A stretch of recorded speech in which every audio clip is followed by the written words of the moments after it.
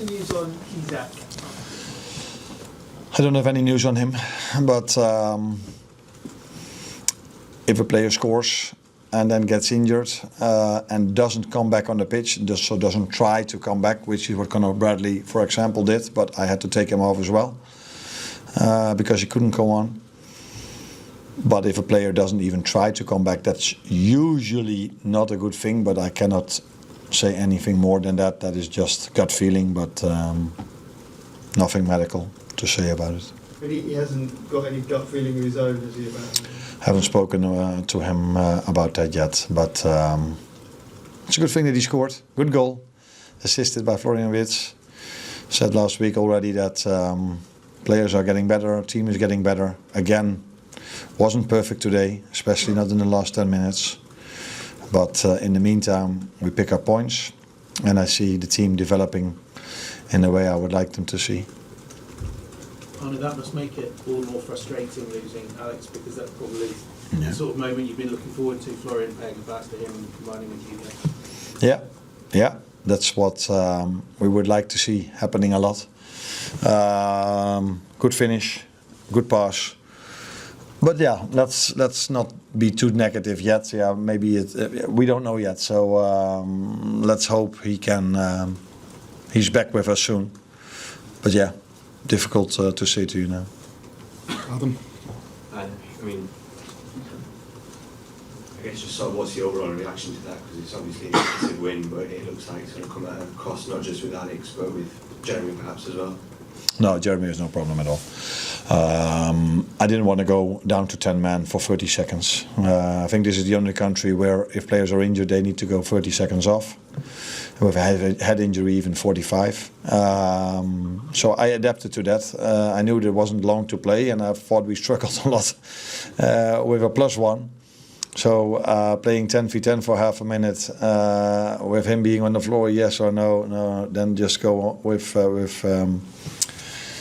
Federico. So no problem with him. But with Alex and with Conor, we have to wait. And you could see our bench today as well, but this is not for the first time in the last few weeks, and we are picking up points, and that's the main thing. We're not the only team that suffers injuries in this period in England, because we play so many games. This is quite normal that teams have injuries in this period of time. Tony? Arne, after all the difficulties, you're nearly top 4 again.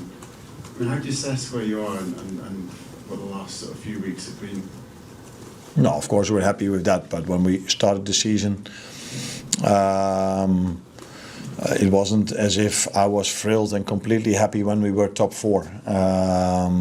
We're always aiming for the best possible, and after the very good start we had, we were disappointed with the run of results we had afterwards. But I think you've said it. We are now maybe on equal points for top 4. I don't exactly know, but don't forget that in the Champions League we've done quite well with a very difficult draw. I think I see a lot of teams that have hardly ever points, but we haven't faced them. So I think it's never been as bad as people said,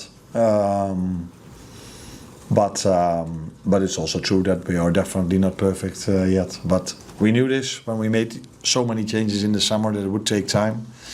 Maybe because we won the first 5 or 6 games, everybody thought, this will just go so easily. But as a club, ownership, Richard, Michael, all the other people knew that change could also go with different results, and that is shown to be true. Will? Welcome. Obviously down to 10 men, you were put under a lot of pressure. You're saying at Newcastle. Can you describe why that happened? I mean, with numerical advantage, you just look for a bit more composure, or is that just naturally the way the game goes? The team gets a goal and we start getting a bit of momentum. No, that is definitely true. That last thing. It's always difficult if I try to explain why it is difficult. Then people tell me afterwards, you tell too much to your future opponents. I think it was quite obvious what Newcastle did, and it was quite obvious what Tottenham did. But maybe then I shouldn't say it. But in the meantime, when we had the ball, that was what hurt me the most, because from the 9 minutes of added time which ended up with 10, completely correct by the way, this time. I think they had 95% of the ball. So every time we had the ball, we kicked it away or we threw it away, or it was unbelievable that we couldn't keep the ball a bit longer. So yeah, then you have to defend for 8.5 minutes. Or 9 minutes, 9.5 minutes. Last one here.